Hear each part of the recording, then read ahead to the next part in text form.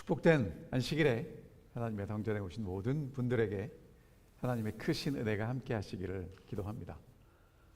오늘 출타해서 못 나오신 분들도 계시고 몸이 불편하거나 마음이 불편해서 못 나오신 분들도 계신데 어디 계시든지 하나님의 은혜가 함께 하시기를 기도합니다. 그리고 온라인을 통해서도 저희 교회 예배에 참여하시는 분들에게도 동일한 하나님의 은혜가 함께 하시기를 기도합니다. 오늘 정말 아름다운 찬양을 저희가 들었어요. 태산을 옮기시는 하나님이 우리를 돌보신다는 것입니다. 그런 하나님의 위로하심과 하나님의 은혜가 풍성하시기를 기도합니다. 오늘 설교 제목이 너무 좀 당연하지 않습니까? 저도 이런 설교를 하게 될 줄 몰랐습니다. 오늘 설교 제목이 왜 내가 구원을 받아야 하나요입니다. 지난주에 제가 미주협회 총회를 갔습니다. 저와 함께 삼육대학에서 공부를 했던 친구 목사님들과 함께 밤새도록 즐거운 이야기를 나누었어요. 그러다가 한 친구가 이런 이야기를 하는 겁니다.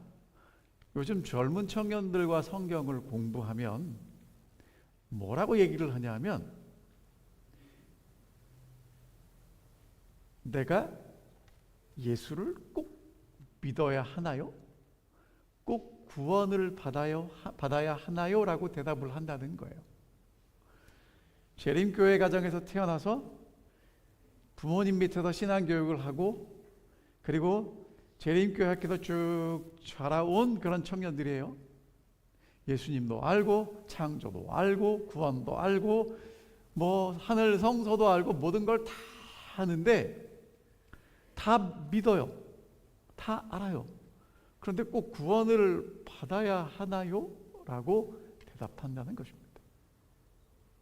여러분, 이게 좀 이해가 안 되실 거예요. 그래서 좀 설명을 드리면, 이제 여기 저희 교회에 계신 대부분의 어른들은 뭐라고 부르냐면 사회학자들이 베이비 부모라고 부릅니다. 1944년, 그러니까 2차 세계대전 이후부터 64년까지 태어나신 분들인데 미국의 경제를 일궈내신 분들이죠. 한국도 이제 저 기간 이후에 물론 6.25 전쟁 이후에 한국을 일궈내신 분들이고요. 그 다음에 이제 그 다음 세대를 뭐라고 하냐면 X세대라고 부릅니다. 65년부터 79년까지 태어난 사람들을 이야기합니다. 부모 세대랑은 조금 달라요. 좀 넉넉하고 풍족하게 자랐고요. 그 다음에 이제 1980년부터 1994년까지 태어난 세대들을 밀레니얼이라고 합니다. 2000년이 이제 바뀌면서 이제 청소년기를 경험한 세대고요. 1995년부터 2015년까지 태어난 세대를 Z세대라고 합니다. 젠지라고 하는데, 이 사람들의 특징이 뭐냐면 디지털 환경에 익숙하다는 거예요. 어르신들은 예전에 집에서 전화하시고 공중전화 쓰셨던 거 기억납니까? 혹시 여기 삐삐 쓰셨던 분, 페이저 쓰셨던 분들 기억나세요? 근데 요즘 이런 친구들은 어렸을 때부터 이 디지털 환경, 그러니까 핸드폰 들고 자란 아이들이에요. 그 다음에 뭐가 중요하냐면 내가 재미있게 사는 것, 내 사생활이 중요합니다. 그래서 이런 얘기 들으셨는지 모르지만 어렵게 공무원 시험 준비해가지고 가서 내 취향과 맞지 않으면 3개월 만에 그만둡니다. 이해되지 않는 세대예요. 그런데 어른들은 이 MZ라고 합니다. 밀레니얼 세대와 Z 세대라고 얘기하는데, 이 사람들은 뭐라고 했냐면 밀레니얼 세대와 Z 세대는 엄연히 달라요 라고 이 사람들은 또 서로를 구별하지요. 자, 이 사람들이 생각하는 세대가 다른데 정말 중요하게 생각하는 것은 지금 나중에 구원을 받는 것보다 현세에서 지금 내가 처한 상황에서 안식과 해결을 찾는 것을 더 중요하게 생각하고 살아간다는 것입니다. 그러니까 굉장히 좀 이해가 되지 않으실 거예요. 근데 우리는 이제 어떤 게 익숙하냐면 이런 게 익숙합니다. 옛날 사람 벤자민 플랭클린 얘기하면서 이 벤자민 프랭클린이 되게 아주 중요한 얘기를 했어요. 이 세상에서 확실한 건 죽음과 세금뿐이다. 맞습니까? 여러분, 바로 이렇게 뭐가 감이 오시죠? 미국 살면서 피해갈 수 없는 두 가지가 있는데 제가 보니까 죽음이에요. 그리고 미국은 참 희한한 나라인데 불체자들에게도 세금을 받아요. 합법적으로 이 땅에 살지는 못하지만 이 땅에 사는 한 뭘 내야 되냐면 세금을 내야 합니다. 참 피해갈 수 없는 거예요. 그런데 동에도 여러분, 이 사람이 누구냐 하면 잘 아시는 진시황이라는 사람인데 이 건강에 대해서 극도로 집착했고요. 불로장생, 늙지 않고 영원히 살겠다라는 열망으로 정말 많은 약들을 먹었답니다. 근데 이제 그 약들 중에는 수은이 있어서 수은 중독에 걸리지 않았을까라고 이제 학자들이 추정을 하는데 몇 살 살았겠습니까? 50살 살았답니다. 자, 그러면서 이제 우리에게 익숙한 구원이란 모든 사람이 죽을 수밖에 없는데 하나님이 우리를 구원하셨다. 그러면 이 어르신 마음이 팍 온단 말이에요. 로마서 3장 23절, 모든 사람이 죄를 범하였으며 하나님의 영광에 이르지 못하더니. 우리는 다 죄인이라는 것입니다. 죽을 수밖에 없는 죄인이고 그런 죄가 우리 마음속에 살아있기 때문에, 자리 잡고 있기 때문에 생명이신 예수 그리스도를 통해서 우리가 하나님께 나아갈 수 있다는 것이죠. 그러니까 여러분, 우리가 왜 구원받아야 합니까? 죄로부터 자유함을 받기 위해서, 영생을 얻기 위해서, 천국 가기 위해서, 어떤 분들은 마음의 평화를 위해서 구원을 받아야 된다라고 이야기합니다. 그러면 어른들은 그래 하고 이 마음속 깊은 데서 이 공감이 돼요.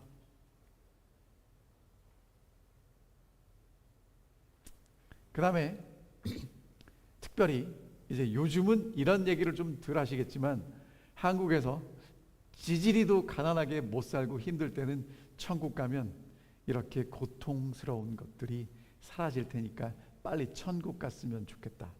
사망이나 애통하는 것이나 곡하는 것이나 다시는 아픈 것이 있지 않는 그런 곳에 갔으면 좋겠다.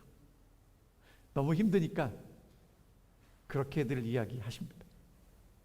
근데 여러분, 안타까운 건 요즘 신세대는 이런 얘기하면 전혀 공감이 안 된다는 것입니다. 그래서 제 친구가 이제 젊은 청년과 함께 성경을 연구하는데 이제 목사님들이 이제 성경 공부를 하잖아요. 쭉 공부를 했는데 다 안다는 거예요. 어렸을 때부터 배웠으니까.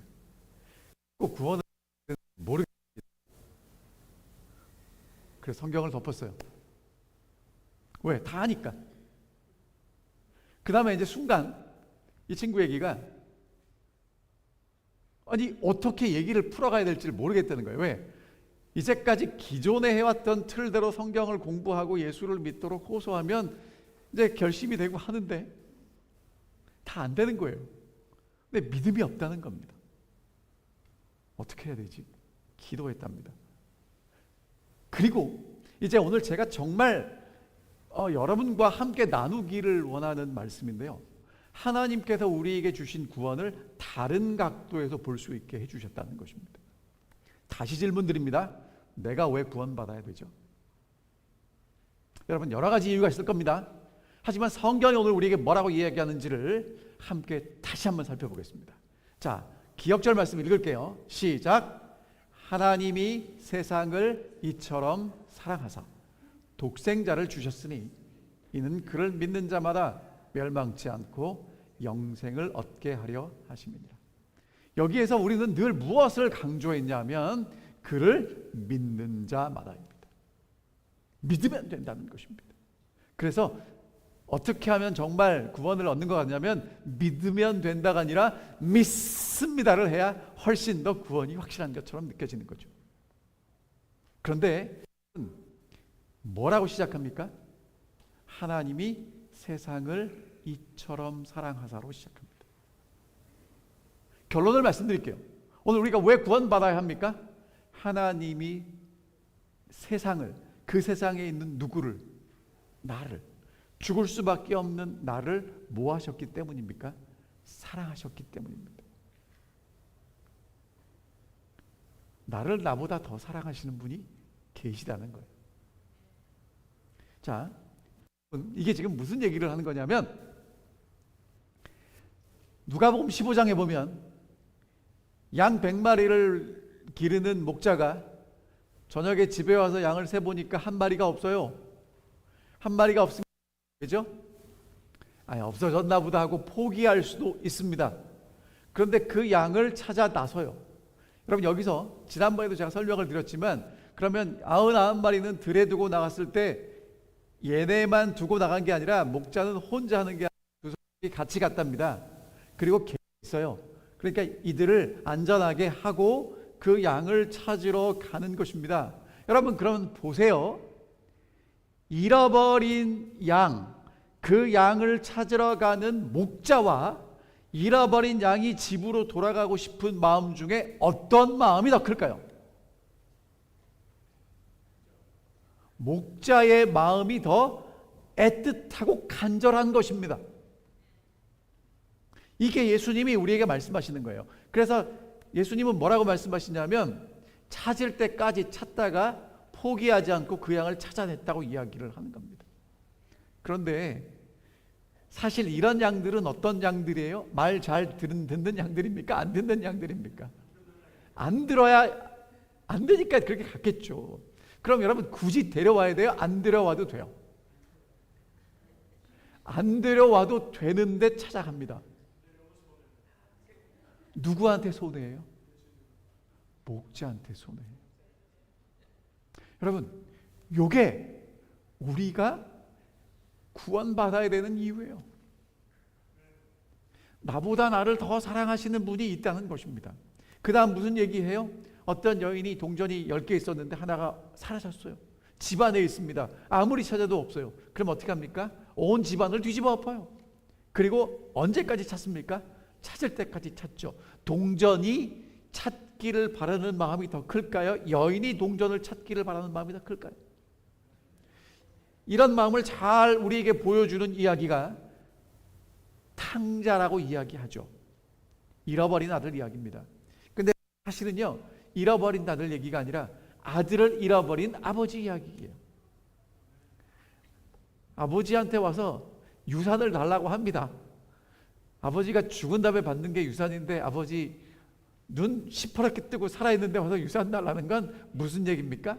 나한테는 아버지가 어떤 존재라는 거예요? 죽었다는 거예요. 뭐 달라는 거예요? 돈 달라고 하는 겁니다. 그래가지고 아버지가 이제 땅 주니까 땅 다 팔아가지고 먼 나라로 갔어요. 근데 여러분, 이 고생도 하지 않고 뭐 돈이 뭔지도 모르는 이 아들이 돈을 어떻게 썼겠습니까? 금방 다 허비하고 투자했는데 다 망하고 빈털터리가 됩니다. 아버지에게 돌아갈 면목이 있습니까? 없습니까? 없어요. 근데 여러분, 이 이야기에서 아버지가 더 간절히 기다릴까요? 아들이 더 집으로 돌아가기를 간절히 사모할까요? 아버지겠죠. 우리는 자꾸 내가 구원받는 것이 소중하다고 생각합니다. 근데 성경은 우리에게 뭐라고 얘기하냐면, 하나님이 우리를 구원하시고 싶은 마음이 더 크다고 말씀하고 계시는 것이죠. 그러면 이런 분 계실지 모르겠어요. 아니, 아버지가 그러면 먼 나라에 찾아가서 데려오면 되지 왜 기다리냐고. 여러분, 찾아가면 아들이 거기 있을까요? 또 도망갈까요? 또 도망갑니다. 언제까지 기다려야 합니까? 아들이 자기 발로 걸어올 때까지 기다려야 하는 것입니다. 하나님의 사랑은 아직도 하나님을 떠나 살기로 선택한 사람을 불쌍히 여기시며, 그는 아직도 그러한 사람을 하늘 아버지의 집으로 돌아오게 하기 위하여 가마를 끼치고 계신다. 여러분, 아버지가 재산 다 가지고 그거 다 털어먹을 거 아는데 주고 보내는 그 아버지, 그 아버지는 아들을 포기하지 않고 여전히 불쌍히 여기고 돌아오기를 기다리는데, 그런 분이 하나님이시라는 거예요. 황자는 비록 가련한 처지에 있었으나 아버지의 사랑을 확신하고 소망을 갖게 된다. 그를 집으로 이끌리게 한 것은 곧 아버지의 사랑이었다. 그러니까 여러분, 집 나간 아들이 다시 집으로 돌아오게 된 가장 결정적인 이유가 뭐예요? 아버지의 사랑입니다. 우리가 구원을 받아야 되는 가장 결정적인 이유가 뭐예요? 하나님이 우리를 사랑하신다는 것입니다. 내가 무궁한 사랑으로 너를 사랑하는 고로 인자함으로 너를 인도하였다고 예레미야 31장에 말씀하십니다. 하나님이 우리를 어떻게 사랑하셨냐면 무궁한 사랑으로 사랑하셨대요. 여러분, 여기서 무궁이란 얼만큼의 기간을 이야기하냐면 불교 용어입니다. 선녀가 천년에 한 번씩 내려와서 그 선녀가 입은 하늘하늘한 옷으로 큰 바위를 한 바퀴 돌고 또 올라가서 천년 있다 또 내려와서 한 바퀴 돌고, 그래서 그 바위가 사라지는 기간을 무궁이라고 한답니다. 무슨 이야기를 하는 겁니까? 끝이 없이 우리를 사랑하신다는 거예요.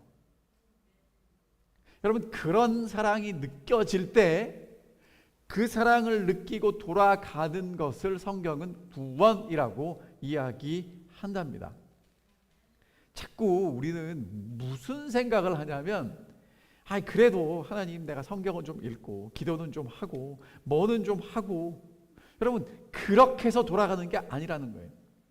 아버지는 그런 아들을 기다리는 게 아니라는 것입니다. 사탄은 뭐라고 얘기하냐면, 우리가 잘못한 것들을 아주 결정적인 순간에 콕콕 집어내요. 여러분, 우리 양심이 찔립니까? 안 찔립니까? 찔리죠. 그런데 예수님은 우리에게 뭐라고 말씀하시냐면, 내게 오는 자는 결코 내어 쫓지 아니하리라고 약속하셨습니다. 여러분, 그 약속이 우리가 아버지께 갈 수 있게 만드는 것이고요. 시므울교훈에 이렇게 말씀하십니다. 일어나 그의 아버지 하늘 아버지께로 돌아가라. 그리하면 그는 멀리까지 나와서 그대를 영접하실 것이다. 만일 그대가 회개하고 그분을 향해 한 걸음만 내딛는다 해도 그분은 재빨리 무한하신 사랑의 팔로 그대를 안아 영접하실 것이다. 그분의 귀는 통회하는 자의 부르짖음을 듣기 위해 열려 있다.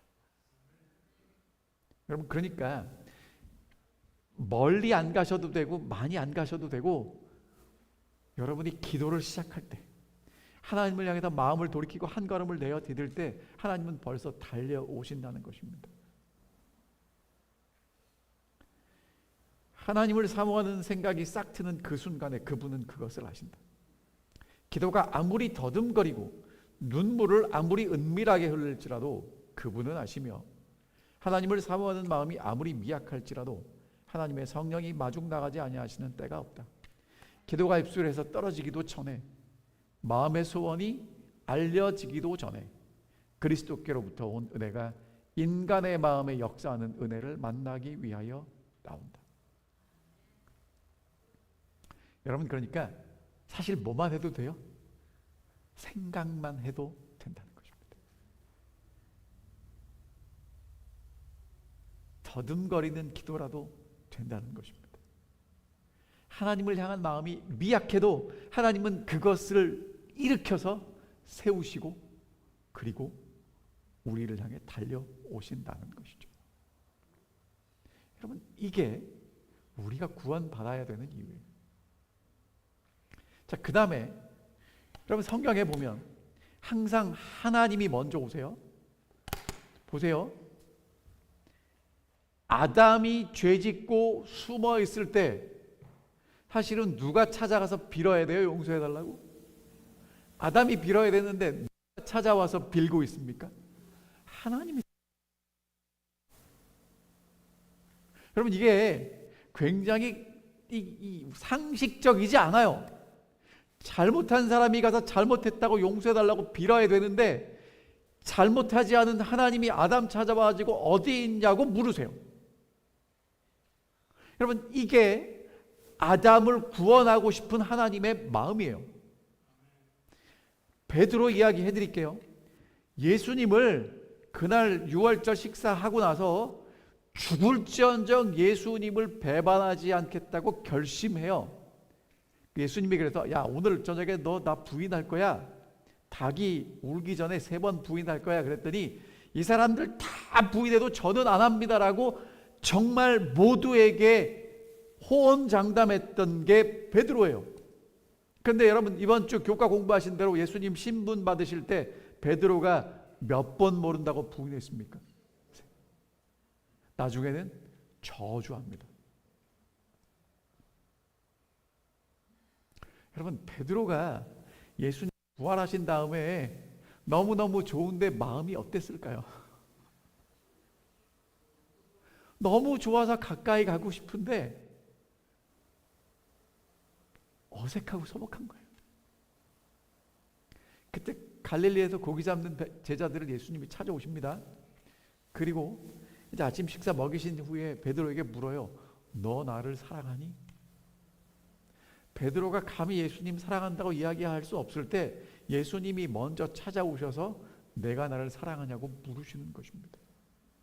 여러분, 이게 베드로 회복될 수 있는 유일한 이유예요.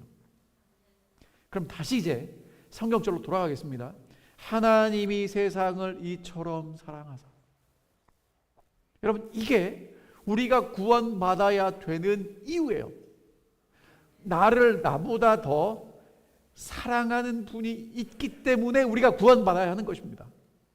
그냥 요즘 젊은이들은 그래요. 지금 이 상태로 만족하다고, 하나님 주신 것 참 고맙다고, 하나님 은혜 감사하다고, 그러니까 요만큼까지만 하고 살자고. 여러분, 그러면 뭘 모르는 거예요? 나보다 나를 더 아끼고 나를 더 사랑하는 하나님을 모르기 때문에 그렇다는 것입니다. 하나님이 세상을 이처럼 사랑하사. 여러분, 우리가 늘 외웠던 말씀이고 너무 잘 아는 말씀이에요. 하지만 정말 중요한 구원의 이유입니다. 그래서 이렇게 읽으면 어떨까 싶어요. 하나님이 세상을 이처럼 사랑하사. 그렇죠? 이게 뭐가 담겨져 있냐면, 하나님이 세상을 창조하실 때 하나님이 세상만 창조한 게 아니라 거기에 하나님의 형상과 하나님의 모양을 닮은 아담을 창조하셨잖아요. 그럼 여러분, 아담은 다른 창조물과 다르게 하나님의 모양과 하나님의 형상을 닮았다는 건 하나님의 아들이라는 거예요. 물건은 다시 사면 됩니다. 근데 여러분, 자녀도 다시 살까요? 자녀가 마음에 안 든다고 다시 삽니까? 바꿔와요? 물건은 바꿔올 수 있어요. 하지만 자녀는 다시 바꿀 수가 없는 것입니다. 하나님이 직접 손으로 만드시고 하나님의 모양과 형상대로 하나님답게 만드신 그 아담. 여러분, 성경은 하나님이 하나님의 사랑의 대상이라고 이야기합니다. 어떻게 알 수 있냐면 이사야 43장에 보면 이 백성은 내가 나를 위하여 지었나니 나를 찬송하게 하려 합니다. 하나님을 뭐하는 존재예요? 찬송하는 존재예요. 여러분, 혹시 IQ가 높은 진돗개가 하나님을 찬송하는 거 봤습니까? 지능이 높은 침팬지가 하나님이 참 만드신 것들을 보고 와, 좋다 하는 거 보신 적 있습니까? 없어요. 누구만 할 수 있냐면 하나님의 마음을 알고 하나님과 공감할 수 있는 아담만이 할 수 있는 거예요. 그러니까 오늘 우리가 할 수 있는 게 뭐냐면 하나님을 찬양하는 일입니다. 그런 아담이 하나님 같이 되겠다고 하나님이 금하신 나무의 열매를 먹었죠. 하나님 뭐라고 말씀하셨냐면 이거 먹으면 정령 죽는다 말씀하셨는데 죽기를 무릅쓰고 먹습니다. 그래서 이제 에덴 동산에서 쫓겨나요. 여러분, 이게 에덴 동산에서 쫓겨난다고 기록했지만 사실은 그 뒤에 뭐라고 이렇게 적혀 있는 거냐면 하나님이 아담의 마음에서 쫓겨난 거예요. 아담은 더 이상 하나님이 마음속에 있으면 좋지 않겠다고 생각을 하는 겁니다. 그러니까 진짜 쫓겨난 건 누구예요? 아담과 하와가 아니라 하나님이 쫓겨났죠. 그래서 하나님이 이제 아담에게 뭐라고 말씀하시냐면 모든 문제를 처리하시면서 아담에게 복음을 들려주십니다. 사실은 이거는 하나님이 뱀에게 하시는 말씀이에요. 내가 너로 여자와 원수가 되게 하고 너의 후손도 여자의 후손과 원수가 되게 하리니 여자의 후손은 내 머리를 상하게 할 것이요 너는 그의 발꿈치를 상하게 할 것이다. 여러분 너무너무 잘 아시는 말씀이죠. 자, 지금 상황을 보면 지금 하나님과 사랑의 관계가 있던 아담이 하나님을 의심하고 지금 누구하고 한 통속이 됐어요? 뱀과 한 통속이 됐어요. 근데 하나님이 뱀과 여자가 원수가 되게 하겠다고 말씀하십니다. 영어 성경에 보면 적대감을 그 사이에 넣어 주시겠다는 거예요. 그 다음에 여자의 후손은 내 머리를 상하게 할 것이고 너는 그의 발꿈치를 상하게 할 것이다. 여러분 이게 이제 그림을 이 그림밖에 없어가지고 이렇게 갖고 왔는데 여러분 지금 저 그림을 보면 예수님이 뱀의 머리를 콱 밟으면 뱀이 꽥 하고 죽는 것처럼 보이잖아요. 근데 여러분 이걸 보셔야 될 때 뭘 보셔야 되냐면 하나님이 아담을 하나님의 사랑의 대상으로 창조하셨잖아요. 그러면 하나님이 다시 회복하시기를 원하는 건 뭐예요? 아담과 그의 후손들이 정말 하나님을 사랑하기를 원하시는 거예요. 그러면 예수님이 이 땅에 오셔서 십자가를 통해서 승리하시는데 그 승리는 궁극적인 마지막의 승리를 위해서 하나님이 아담의 자손들의 마음을 얻는 것을 승리라고 이야기하는 것입니다. 골로새서 2장에서 사도 바울은 이렇게 얘기합니다. 통치자들과 권세자들을 무력화하여 드러내어 구경거리로 삼으시고 십자가로 그들을 이기셨다. 여러분 십자가가 예수님이 이긴 거래요. 이겼습니까? 졌습니까? 이겼죠. 여기 이겼다고 그랬으니까. 그런데 여러분 보세요. 오늘도 아까 교과 공부하셨는데 유대인의 지도자들이 예수를 죽이겠다고 빌라도에게 넘겨주고 빌라도가 살려주자고 그렇게 애원을 하는데도 바라바를 선택해서 예수가 십자가에 못 박혀 죽습니다. 여러분 이게 이기는 거예요? 이기는 거예요? 지는 거예요? 지는 것 같은데 이긴다고 이야기합니다. 이유가 뭐냐면 왜 이기는 거냐면 사단은 처음부터 누구를 죽이고 싶었냐면 예수 그리스도의 자리를 얻고 싶었고 예수가 없었으면 좋겠는 거예요. 그런데 사단이 처음부터 하늘에서 했던 일이 뭐냐면 피해자 코스프레를 합니다. 나는 하나님에게 핍박받는 존재라고 이야기를 하니까 하나님이 더 강력하잖아요. 사단은 피조물이잖아요. 그러면 사람들은 우주의 거민들은 천사들은 누구를 동정할까요? 사람은요 힘의 논리에서 힘센 사람을 좋아하지만 약한 사람을 동정합니다. 그러니까 사단이 동정을 받는 거예요. 근데 예수님이 이 땅에 사단보다 더 약한 존재로 오십니다. 사람으로 오셨어요. 사단이 하고 싶은 대로 합니다. 그리고 마지막에 예수를 십자가에 못 박아 죽여요. 그것을 통해서 사단이 이제까지 쓰고 있던 가면이 벗겨지는 겁니다. 하나님이 우리를 얼마나 사랑하시는지가 보여지는 것입니다. 여러분 그래서 예수님이 뱀의 머리를 밟으시는 것 그리고 뱀이 예수 그리스도의 이 뒤꿈치를 무는 것 예수 그리스도의 희생을 통해서 사단은 완전히 패배합니다. 그리고 예수님은 그 사랑을 회복하시는 것입니다. 자, 여러분 이것도 다시 한번 제가 여러분들에게 강조해서 말씀드립니다. 쫓아내시면서 쫓아내야 돼요? 예끼 이놈 하고는 탁 쫓아내고 문을 꽝 닫아버려야 되잖아요. 그런데 여러분 그룹이 어디까지 나왔냐면 에덴 동산 동편까지 나와요. 그러니까 에덴 동산에 하나님과 아담이 함께 사는데 아담과 하와가 쫓겨난 그 에덴 동산 동편까지 누가 따라 나오신 거예요? 그룹 가운데 계시는 하나님이 따라 나오신 거예요. 아까 저거하고 오버랩 되지 않으세요?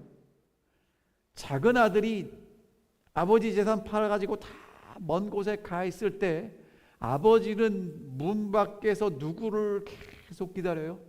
아들이 돌아오기를 기다리는 것처럼 하나님은 아직도 에덴 동산 동편에서 우리가 하나님께 돌아오기를 기다리고 계신단 말입니다.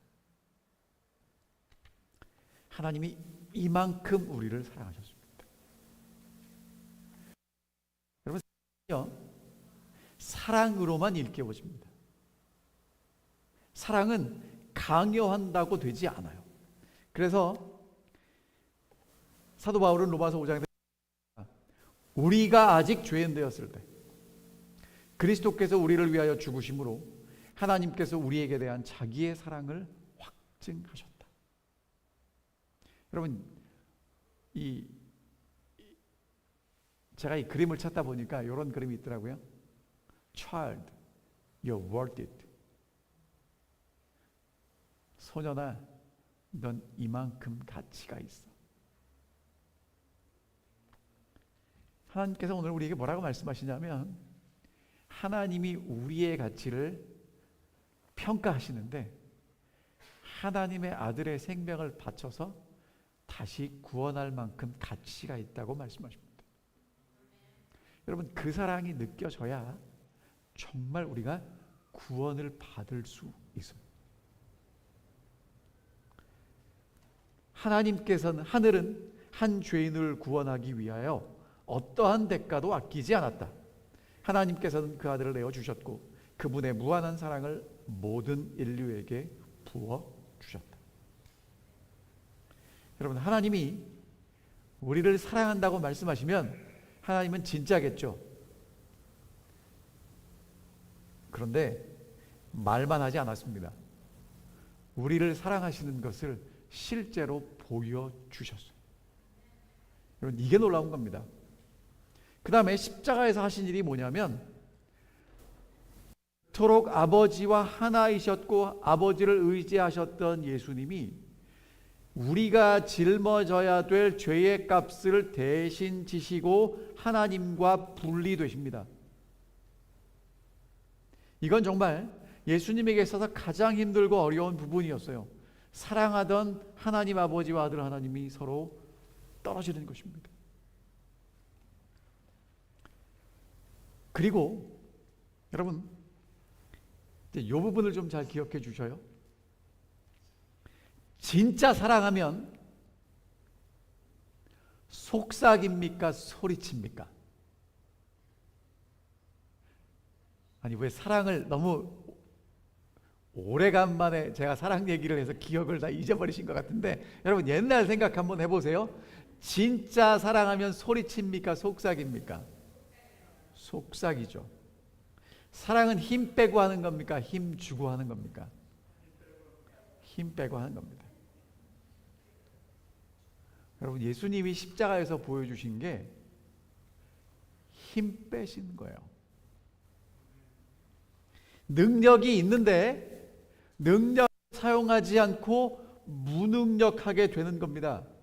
그게 진짜 사랑이란 말이에요. 자, 쉽게 설명드릴게요. 자식 이기는 부모 없답니다. 맞습니까? 자식하고 부모하고 싸우면 누가 이겨요? 왜 자식이 이겨요? 누가 힘이 더 세요? 부모가 세잖아요. 근데 왜 져요? 사랑하니까 져주는 거예요. 자, 부부가 싸워요. 제가 보면 저희 교회 성도님들은 가끔 싸우시는 것 같아요. 어쩌다가. 그렇죠? 자, 여러분 이제 싸운 다음에 뭘 해야 됩니까? 화해를 해야 돼요. 누가 먼저 미안하다고 말해야 되죠? 잘못한 사람입니까? 얼만큼 잘못한 사람이 먼저 미안하다고 얘기를 해야 됩니까? 여러분, 제가 이제 처음에, 지금은 안 그럽니다. 처음에 미안하다고 사과를 하는데 잘잘못을 따지는 거예요. 그러니까 이번에는 내가 더 잘못했으니까 내가 먼저 미안하다고 얘기를 해야 되지만 다음에 네가 더 잘못하면 누가 먼저 미안하다고 해야 된다는 거예요. 잘못한 사람이 먼저 미안하다고 해야 된다는 것입니다. 여러분, 그러면 옳고 그름을 따진다는 건 싸움이 끝났다는 거예요? 안 끝났다는 거예요? 안 끝났다는 것입니다. I'm sorry. 미안하다고 이야기하죠. 여러분, 미안하다고 얘기하는 건 뭐라고 얘기하는 거냐면, 나한테는 지금 옳고 그름이 중요한 게 아니라 누가 더 중요하다고 얘기하는 거예요. 네가 더 소중하다고 이야기하는 것입니다. I'm sorry. I love you more than you will ever know. 내가 너를 얼마나 사랑하는지 네가 생각하는 것보다 나는 너를 더 사랑하는데, 그래서 나는 뭐라고 이야기하는 것입니까? 미안해라고 이야기한다는 것이죠. 여러분, 십자가가 우리에게 보여주는 게 뭐냐면 하나님이 우리를 그렇게 사랑하신다는 거예요. 여러분, 십자가에서 예수님은 우리를 얼마나 사랑하냐고 우리가 뭐 의인인지 죄인인지 묻지 않으세요. 그리고 뭐라고 말씀하시냐면 내가 더 사랑한다고 말씀하십니다. 진짜 사랑하는 건 말로 전달되지 않습니다. 태도로 전달됩니다. 그리고 예수님은 우리를 사랑한다고 말씀하셨거든요. 자, 이제 여러분, 이제 이 말씀을 좀 드리고 오늘 제가 말씀을 마칠게요. 진짜 구원을 얻는 건 언제 가능하냐면 하나님이 진짜 나를 사랑하시는 게 느껴져야 가능합니다. 아까도 오늘 우리 교과 시간에 십자가에 달린 강도 이야기 했습니다. 여러분, 예수님이 십자가에 달리셨을 때 예수님의 제자들은 도망갔고요. 여인들이 따라왔는데 힘이 없어서 그냥 울고만 있습니다. 뭘 할 수가 없어요. 로마 군인들이 예수 그리스도를 십자가에 못 박았고요. 예수님 옆에 두 강도가 달려 있습니다. 사람들은요, 예수님을 조롱합니다. 예수님을 모욕합니다. 네가 메시아면 내려와서 증명해 보이라고 소리칩니다. 달린 행악자 중 하나가 비방하여 이르되 내가 그리스도가 아니냐? 우리와 너를 구원해봐라. 그리스도면, 메시아면 좀 우리를 구원해 보라는 겁니다. 여러분 있잖아요, 사람들이 손가락질을 할 때 같이 손가락질을 하는 건 쉬워요. 다 하니까. 그러다 이 두 사람이 그렇게 했어요. 그런데 그 중에 한 사람이 아까 우리 장모님 말씀하신 대로 예수님 십자가 위에 뭐라고 써 있어요? 유대인의 왕 예수 그리스도. 예전에 예수님이 어떻게 사람들을 대하셨는지가 생각나는 겁니다. 이 예수님은 지금 힘이 없어서 이렇게 죽어가는 게 아니라는 게 번뜩 생각이 났어요. 그리고 이렇게 이야기합니다. 하나는 그 사람을 꾸짖어 이르되 내가 동일한 정죄를 받고도 하나님을 두려워하지 아니하느냐? 우리는 우리가 당한 일에 상당한 보응을 받는 것이니 이에 당연하거니와 이 사람이 행한 것은 옳지 않은 것이 없느니라 하고 이르되 예수여 당신의 나라에 임하실 때 나를 기억해 주십시오. 여러분, 지금 십자가에 달려 죽어가는 예수를 보고 있는데 그 예수에게서 뭐가 보이냐면 하나님이 보이고 왕이 보여요. 뭐가 보이는 거냐면 힘이 없어서 당하는 게 아니라 힘이 있는데도 묵묵히 사랑하시는 모습이 보이는 것입니다.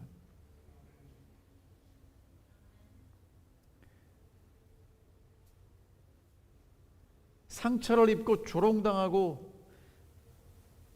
비참하게 죽어가는 그 모습 속에서 세상죄를 지고 가는 하나님의 어린 양이 발견되는 것입니다. 그리고 예수님께 이렇게 고백하는 것이죠. 당신이 나라가 올 걸 믿습니다. 그러니 나도 데려가 주십시오. 여러분, 이 강도는 그 자리에서 무엇을 본 거냐면 나를 힘이 없는데 사랑하시는 분이 아니라 힘이 있음에도 불구하고 이만큼 사랑하시는 하나님이 보이는 것입니다. 예수님께서 이렇게 말씀하시죠. 내가 진실로 오늘 내게 이르노니 내가 나와 함께 낙원에 있으리라. 여러분, 이건 이제 번역에 따라 달라지는데 이날 저녁에 예수님은 여러분이 아시는 대로 낙원에 가지 않으셨어요. 무덤에 가셨습니다. 오늘 말씀하신 거죠.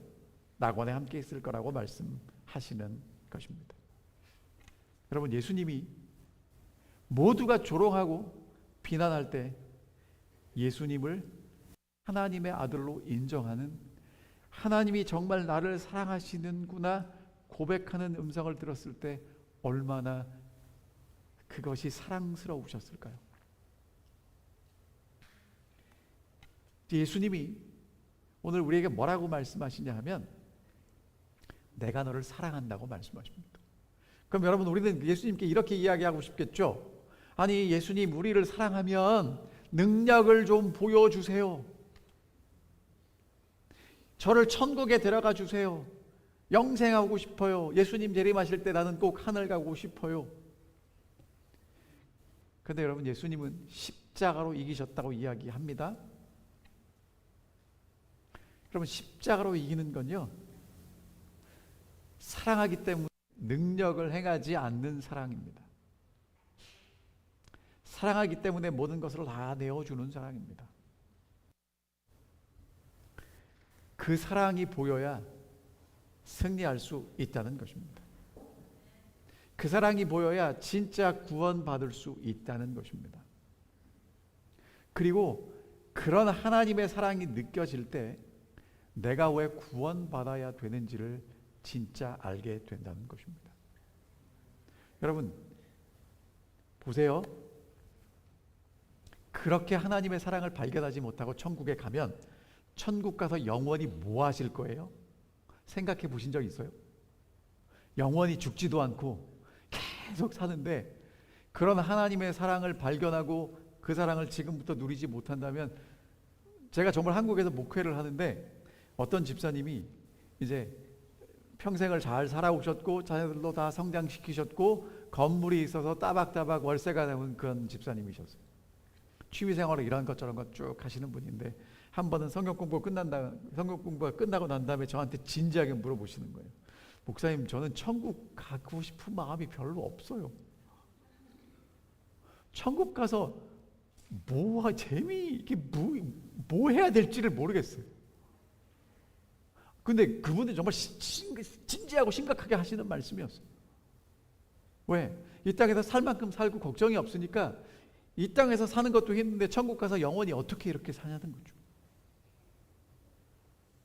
여러분, 정말 하나님이 나를 사랑하시는 것을 알고 그 사랑을 아는 사람만이 천국 가서 할 일이 있게 될 것입니다. 사랑하면 바빠지거든요.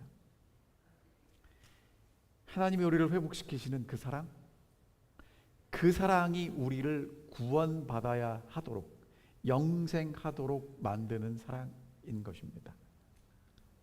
여러분, 그리고 그 사랑은 언제 시작하냐면요, 우리는 자꾸 예수님 오시면 천국 가면, 아닙니다. 사랑은 바로 오늘 여기서 시작하는 것입니다. 이제 마지막 결론을 말씀드립니다. 내가 구원받아야 하는 이유, 뭐 때문이라고요? 나를 나보다 더 사랑하는 예수가 있기 때문에 그렇습니다. 하나님이 세상을 이처럼 사랑하사 독생자를 주셨습니다. 이는 그를 믿는 자마다 멸망치 않고 영생을 얻게 하려 하십니다. 여러분, 정말 하나님이 얼마나 나를 사랑하셨는지가 더 마음 깊이 느껴질 수 있는 이번 안식일이 되셨으면 좋겠습니다. 오늘 여러분과 저는 반드시 구원받아야 합니다. 왜냐하면 나보다 나를 더 사랑하시는 하늘아버지가 계시기 때문에 그렇습니다. 한 분도 빠짐없이 정말 하나님의 그 사랑 속에서 오늘부터 다시 한번 새롭게 하나님과의 사랑을 시작할 수 있게 되기를 간절히 바라며 오늘 말씀을 줄이겠습니다.